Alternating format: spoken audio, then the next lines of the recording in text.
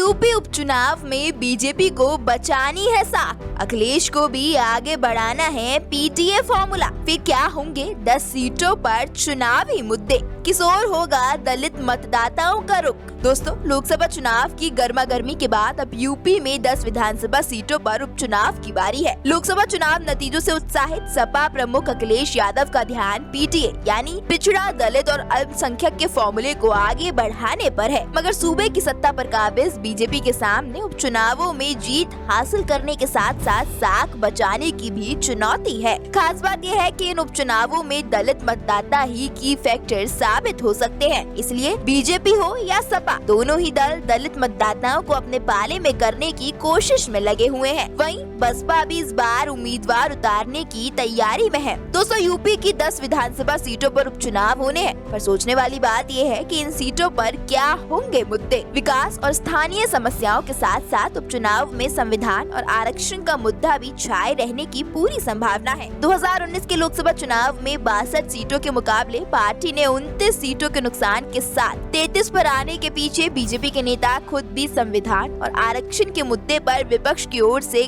गढ़े गए नैरेटिव को मुख्य कारण मान रहे हैं। बीजेपी नेताओं के मुताबिक आउटसोर्सिंग में आरक्षण का ना होना लोकसभा चुनाव में पार्टी की हार के पीछे बड़ी वजह है। दलित समाज उसे आरक्षण खत्म किए जाने की दिशा में पहला कदम मान बैठा है। साथ ही बीजेपी के खिलाफ विपक्ष संविधान को लेकर भी नैरेटिव सेट करने में सफल रहा। इसलिए भारतीय जनता पार्टी के सामने संविधान और आरक्षण के मोर्चे पर विपक्ष के नैरेटिव से निपटने की चुनौती भी होगी। दोस्तों, जिन सीटों पर उत्तर प्रदेश में उपचुनाव होने हैं, उनके जातीय गणित में भी विविधता है। मिल्कीपुर जहां दलित बहुल्य सीट है, जहां से सपा के टिकट पर अवधेश प्रसाद 9 बार विधायक रहे हैं। वहीं मैनपुरी जिले के करहल विधानसभा क्षेत्र में यादव आबादी की बहुलता है। गाजियाबाद की सीट शहरी है और इसे बीजेपी के लिए अपेक्षाकृत आसान बताया जा रहा है। फूलपुर में पटेल मतदाता अधिक है, तो वहीं मुजफ्फरनगर के मीरापुर विधानसभा क्षेत्र में जाट गुर्जर के साथ मुस्लिम मतदाता नतीजे तय करते हैं। वैसे दोस्तों, ये किसी से छिपा नहीं है कि बीजेपी के लोकसभा चुनाव में यूपी में सीटें कम होने को लेकर उंगलियां सीएम योगी आदित्यनाथ की ओर उठी थी।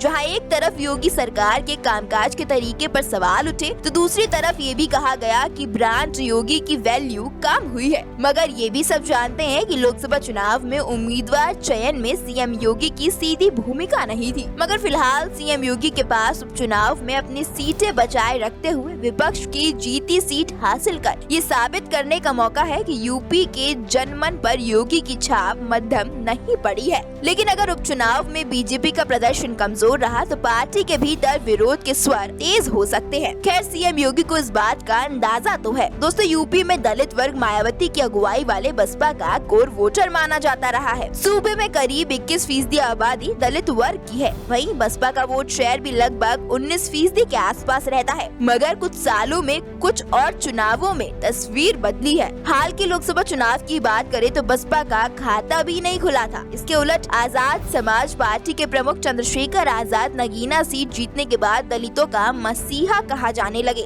दलित मतदाताओं ने वहां उसे चुना और बाकी जगह भी मायावती से छिटका ये वोट बैंक सपा और बीजेपी में बट गया। ऐसे में देखना दिलचस्प होगा कि दलित मतदाताओं का रुख उपचुनाव में किस ओर रहता है। तो दोस्तों, आपको क्या लगता है, दलित मतदाताओं का रुख उपचुनाव में किस ओर रहने वाला है? अपनी राय हमें कमेंट करके जरूर बताएं। वीडियो पसंद आई हो तो लाइक और शेयर करें और चैनल को सब्सक्राइब करना बिल्कुल ना भूलें।